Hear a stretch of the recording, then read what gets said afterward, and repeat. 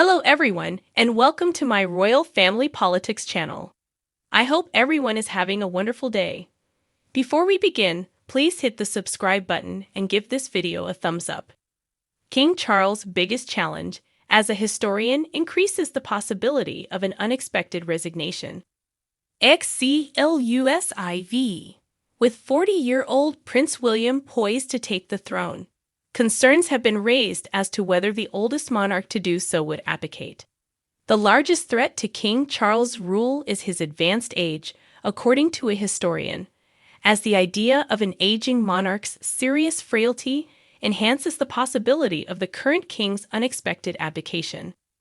The royal author claims that Charles II, who is the oldest monarch to date, is fit to hold the throne. For the British royal family, of which King Charles is the leader, there is one vital question, according to Jeremy Black, who spoke to Express.co.uk. The issue arises in light of Charles' automatic coronation at age 73 following the passing of his mother, Queen Elizabeth II. There is an issue for the royal family, Mr. Black said. Are they going to go for abdication, or not the next time they have a very elderly monarch? One may argue that managing the potential for serious weakness is their largest challenge. Fortunately, Mr. Black said, the late Queen was able to do official tasks right up until the end of her life, so this was not a problem for her. The King may have some concept of how long he can reign, but according to the author of A Brief History of the British Monarchy, he won't discuss it in public because doing so would diminish his constitutional significance. People pay you less attention if you announce your impending retirement. Years before the late Queen Elizabeth II passed away, there was debate over whether or not she should make room for her eldest son and heir. Prince William would succeed Charles as king in the event of his own abdication, with Kate, Princess of Wales, taking on the role of queen. In addition to noting that the Windsors had now solidified their hold on power with William and Prince George, Mr. Black congratulated King Charles for raising a capable successor. Prince William has a very stable and happy home life, a wide range of experience, and a high degree of interpersonal skills, he stated. Kate is very well liked, very intelligent, and both have demonstrated a sincere commitment to engaging with many people on significant issues like mental health. His remarks follow the historic coronation of King Charles and Queen Camilla on May 6 at Westminster Abbey. According to the broadcaster's Audience Research Board, more than 20 million people watched Charles be crowned king. According to the most recent Statista research, 40% of those between the ages of 18 and 24 prefer electing a president to the monarchy, which is supported by 79% of those over the age of 65. After the coronation, official photos from Buckingham Palace showed an older set of working royals, sparking concerns about the royal family's ability to relate to younger Britons. The Windsor family's position is more solid than it has been in a very long time, according to Mr. Black, despite the fact that many of the working royals are older than average. The historian claimed, as a dynasty, it's actually more stable than it has been for ages. He emphasized the fact that there are currently 3 distinct candidates standing immediately in line for the throne. As a result of Edward VI's abdication, Albert became King George VI. As the daughter of Edward, Duke of Kent, George II's fourth son, and the sailor king William IV, Queen Victoria took the throne in his place. Edward was George II's third son. We have a clear succession, which is the most crucial aspect, according to Mr. Black. There is no other legitimate candidate for the throne. We have a healthy king and an heir with a solid marriage. Additionally, due to the relative weakness of separatist parties in Britain, especially the SNP in Scotland, there is a stable constitutional connection between the government and the monarchy. Additionally, Plaid Cymru is somewhat disorganized.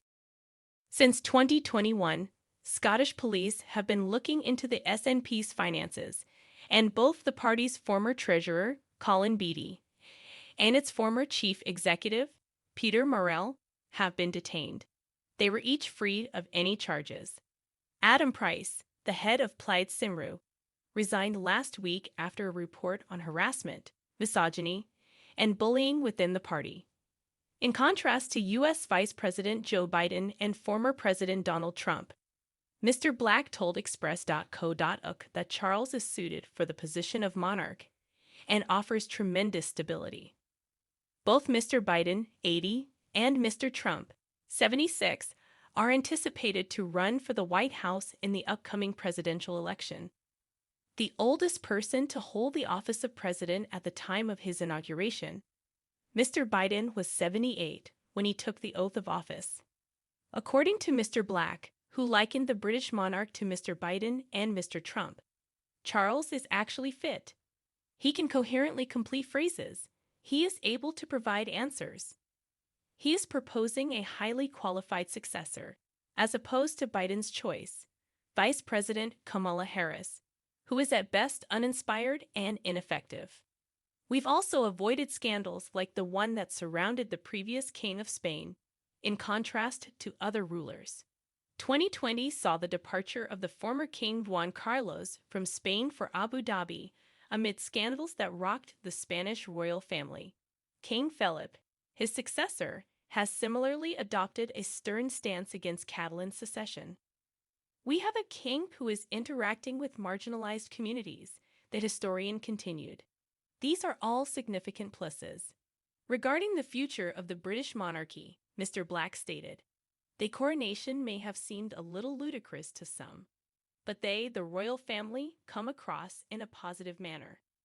There may be complaints, but there is no indignation.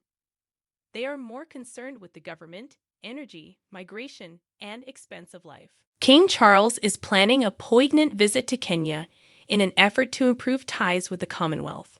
Before rescheduling his trip to France that was originally scheduled to take place in March, the king is anticipated to travel to the East African nation. In order to reinforce the UK's relations with the Commonwealth, King Charles is reportedly considering a trip to Kenya later this year. However, the trip could be emotional for the monarch. An insider recalled that it would be a poignant trip for the king when his late mother, Queen Elizabeth, learned she had succeeded her father, King George VI, in 1952 while visiting Kenya. The source said, "It will be a touching moment," according to the Mail on Sunday. It will unavoidably serve as a reminder of his mother's early years as queen. He is only beginning his, yet he already has the benefit of experience.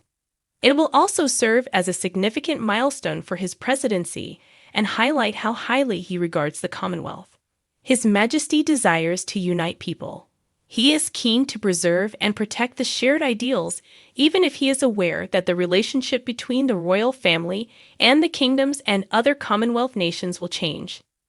Plans are being made for the king to visit Kenya later this year. A further royal insider said, he desires a trip to the Commonwealth. Charles was scheduled to travel to France for his first official royal visit abroad as king, but demonstrations there forced a last-minute cancellation. However, he made the scheduled trip to Germany with Queen Camilla for a 3-day visit at the end of March, visiting Berlin and Hamburg along the way. The king may potentially visit Kenya even before his trip to France is formally rescheduled, it now appears. Kenya is a key nation for the monarchy because, in February 1952, the then Princess Elizabeth and Prince Philip visited there to begin a global tour on behalf of King George VI.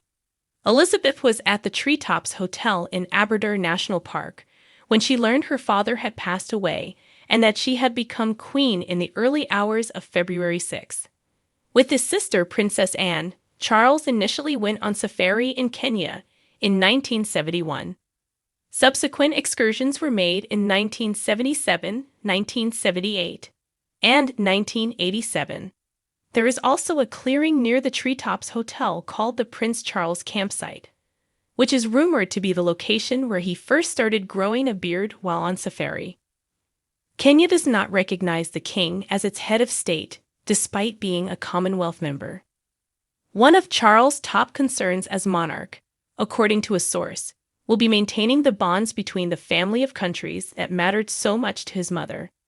As the Queen's representative at the Commonwealth Heads of Government meeting in Rwanda in June of last year, Charles said, "We meet and converse as equals. Each member country must independently decide whether its constitution should be a republic or a monarchy." He is scheduled to visit Australia and New Zealand, as well as the Commonwealth Heads of Government Summit in Semwa the following year.